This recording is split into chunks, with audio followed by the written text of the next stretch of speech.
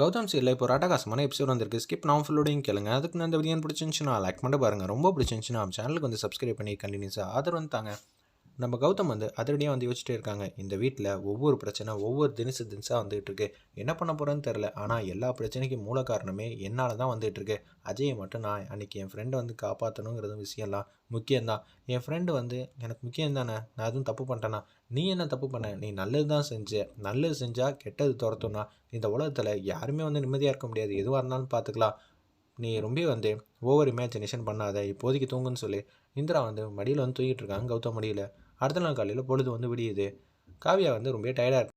ரூமுக்கு போய் ரெஸ்ட் எடுக்கலான்னு சொல்லிட்டு ரூமுக்கு வந்து போகிறாங்க, உட்காடுறாங்க. அப்பன்னு பார்த்து கதிர் வந்து ஏதோ ஒரு பொருளை வந்து ரூமுக்குள்ளே வந்து கபோர்டுக்குள்ளே ஒழிச்சு வச்சாங்களே, அது வந்து அவங்களுக்கு ஸ்ட்ரைக் ஆகுது. அன்றைக்கி ஏதோ ஒரு பொருளை வந்து ஒழிச்சு வச்சாங்க. நம்ம கேட்டப்போ கூட பாலெல்லாம் கூட வேணும்னு சொல்லி மழுப்பிக்கிட்டு இருந்தாங்களே. அதுக்கப்புறம் கதிரோட நடவடிக்கையே வேறு மாதிரி தான் இருக்குது. சரி பார்க்கலான்னு சொல்லிட்டு கபோர்டு வந்து திறக்கிறாங்க. அந்த இடத்துல ஆடி அசைஞ்சு நம்ம காவியா ஏன்னா ப்ரெக்னெண்ட்டாக இருக்கனால மெல்லமாக நடந்துகிட்டு இருக்காங்க. கபோர்டை வந்து திறக்கிறாங்க. ஒவ்வொரு புடவையும் தூக்கி தூக்கி உதறி உதறி பார்க்குறாங்க. 3-4 டோரில் இருக்கிற அந்த கபோர்டில் இருக்கிற ரோவையும் வந்து ஃபுல்லாக வந்து செக் பண்ணி பார்த்துட்றாங்க. எங்கேயுமே இல்லை. திருப்பி வந்து உட்காடுறாங்க. இல்லையே ஏதோ ஒன்று வச்சாரு காவியா, நல்லா யோசி அப்படின்னு சொல்லும்போது நம்ம வரப்போ அந்த ட்ராயர் சவுண்டு தானே கேட்டுச்சு. அந்த ட்ராயரில் தான் ஏதோ ஒரு விஷயத்த வந்து ஒழிச்சு வச்சிருக்காருன்னு தெள்ள தெளிவாக வந்து காவியா வந்து புரிஞ்சுக்கிறாங்க. திருப்பி வந்து கபோர்டை திறந்து லாக்கர் மாதிரி இருக்குது, அதை திறக்கலான்னு சொல்லி பார்த்தா பூட்டு வந்து பூட்டியிருக்கு. என்னடா அது பூட்டு பூட்டியிருக்கு, இங்கே தான் எங்கேயாவது இருக்குன்னு சொல்லிட்டு புடவை கடியிலலாம் சாவி இருக்கான்னு பார்க்குறாங்க. எங்கேயுமே இல்லை. பெட்டை தூக்கி பார்க்குறாங்க, எல்லா இடத்துலையும் தேடி பார்க்குறாங்க. அதுக்கப்புறம் ஒரு வழியாக வந்து அந்த சாவி வந்து கண்டுபிடிச்சிடுறாங்க நம்ம காவியா. சரி திறந்து பார்க்கலான்னு சொல்லிட்டு திறந்து பார்த்தா கையில் அந்த பொருளை வந்து காவியா வந்து எடுத்துட்டாங்க. பேரதிர்ச்சியாக வந்து நிற்கிறாங்க அந்த இடத்துல. என்னடா அது கண்ட பொருளையும் வாங்கி வந்து வச்சுருக்காப்புல. ஒருவேளை எதுக்காக வாங்கி வச்சுருக்காங்க ஒன்றும் புரியலையே. இது மட்டும் அவர் ஏதாவது தப்பான நோக்கத்தில் வந்து பயன்படுத்திட்டாருனா என் வாழ்க்கையே இல்லாமல் ஆயிடுமே. என்ன நினச்சிட்டு இருக்காரு? அவரை சரி செய்ய வேண்டியது ஏன் கடமை. இப்படியெல்லாம் நினைக்கக்கூடாது அப்படின்னு சொல்லும்போது கதிர் வந்து ரூமுக்குள்ளே வந்துட்டாங்க. வந்தோடனே அதிர்ச்சி ஆயிடுச்சு அவருக்கு. இதை பார்த்தோன்னே கதவை தப்பப்படுறாங்க. ஏண்டி இந்த கபோர்டை வந்து திறந்த? அது மட்டும் இல்லாமல் சீக்ரெட் லாக்கரை யாரை கேட்டு திறந்த? எதுக்கு இந்த பொருளை வாங்கி வச்சுருக்கீங்க? அதுவும் இவ்வளோ பெரிய ஆபத்தான பொருள் இந்த இடத்துல இருக்குன்னா எனக்கே கொஞ்சம் பயமாக தான் இருக்குது. தயவு செஞ்சு இங்கேருந்து தூக்கி போட்டுருங்கிற மாதிரி அந்த இடத்துல காவியா வந்து பேசுகிறாங்க. என்னாலலாம் தூக்கியெல்லாம் போட முடியாது, அவளை தான் சொல்ல முடியும் அப்படிங்கிறாங்க. என்னங்க நீங்கள் எப்போ பார்த்தாலும் இப்படியே பேசிகிட்டு இருந்தா என்னங்க அர்த்தம்? இனிமேட்டு எனக்கு கெட்ட கோவம் வருதுங்கிற மாதிரி அந்த இடத்துல வந்து பேசுகிறாங்க நம்ம காவியா. ஏய் என்னடி கெட்ட கோவம் வருதுங்கிற? என்னை பார்த்தா எனக்கு இழிச்சவாய் மாதிரி தெரியுதா? முதல்ல எதுக்கு திரும்ப அதை வாங்கியிருக்கேன்? அதெல்லாம் இல்லை, மரியாதையாக இந்த பொருளை தூக்கி போடு, இல்லாட்டி நம்ம வாழ்க்கையே காணா போயிடும். இல்லாட்டாலும் அப்படியே நிம்மதியாக வாழ்ந்துகிட்டு இருக்கோமா அப்படின்னு சொல்லி நக்கலாக வந்து பேசுகிறாங்க. பழசெல்லாம் பஞ்சாயத்தெல்லாம் இழுக்காதீங்க, நான் உங்கள் நல்லதுக்கு தான் சொல்கிறேன்னு காவியா வந்து தன்மையாக பேசுகிறப்ப உனக்கு தன்மையால் சொல்லலாம் புரியாதுன்னு சொல்லி நெத்தியில் வச்சிடுறாங்க. அந்த இடத்துல பெட்லேயும் தள்ளி விட்டுறாங்க. ஒன்றை வந்து என்ன உனக்கு பயமாக இருக்கா? ஆமாங்க பயமாக இருக்குங்க. நான் ஒன்றெல்லாம் எதுவும் செஞ்சிட மாட்டேம்மா. நீ தான் என்னோட மனைவியாச்சே. நான் எதுக்கு ஒன்று இது மாதிரிலாம் செய்ய போகிறேன்? நான் அவ்வளோ ஒன்றும் கேடு கட்டவெல்லாம் கிடையாது. பிஸ்னஸில் ஏகப்பட்ட காம்படிஷன் இருக்கா.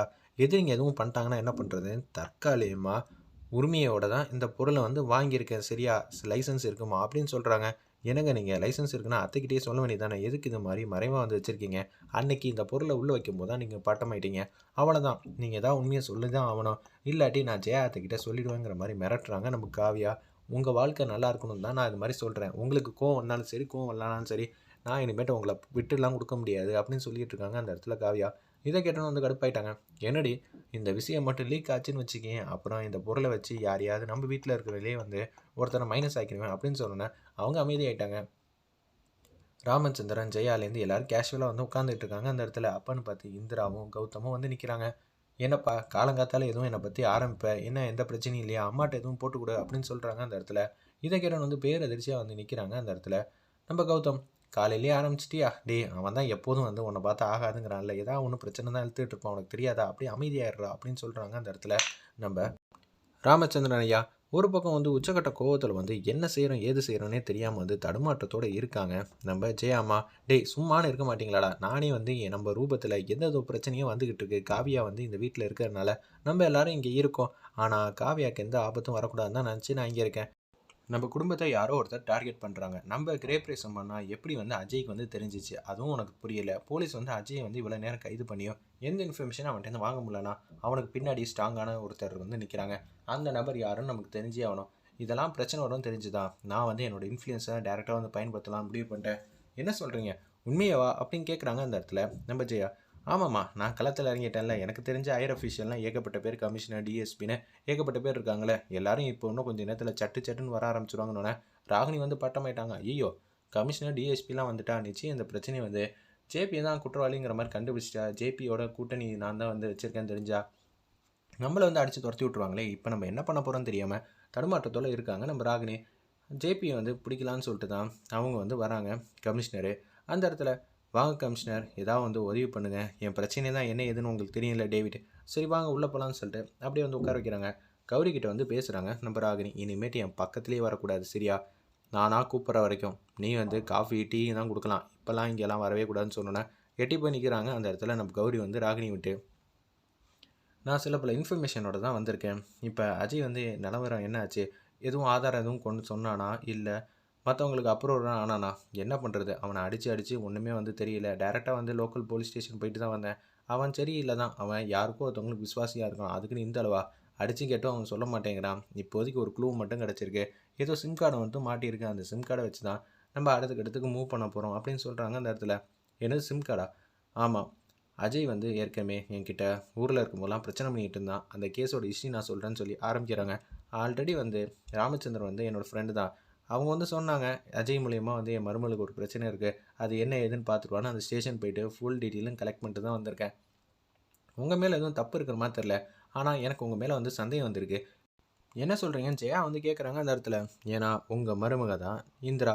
அவங்களுக்கும் அஜய்க்கும் வந்து ஏதோ ஒரு பிரச்சனை வந்து இருக்குது. அது என்ன ஏதுன்னு ஃபுல் அண்ட் ஃபுல் பார்த்த வரைக்கும் இந்திரா மேலே தப்பு இல்லைன்னு தான் தோணுது. ஆனால் இப்போ க்ளூ கண்டுபிடிச்சிருக்கிறத பார்த்தா இந்திரா மேலே எனக்கு சந்தேகத்தை வந்து தூண்டுது. அது என்ன ஏதுன்னு தான் எனக்கு ஒன்றும் தெரியல. அந்த டேர்ம்ஸ் அண்ட் என்னன்னு கேட்டுட்டு போலாம் தான் வந்திருக்கேன். உங்களை தனியாக வந்து விசாரிக்கணும். இல்லை எல்லோரும் முன்னாடியும் விசாரிங்க அப்படின்னு சொன்னேன். அந்த சிம் கார்டை வந்து யூஸ் பண்ண சிம் கார்டு வந்திருக்கு. நாங்க கண்டுபிடிச்சிட்டோம் அந்த க்ளூவா. என்ன சிம் கார்டு? ஒண்ணும் புரியலையே. அஜய் வந்து இந்த ஊருக்கு வந்ததுலேருந்து ஒரு சிம் கார்ட வந்து பயன்படுத்தியிருக்காப்ல.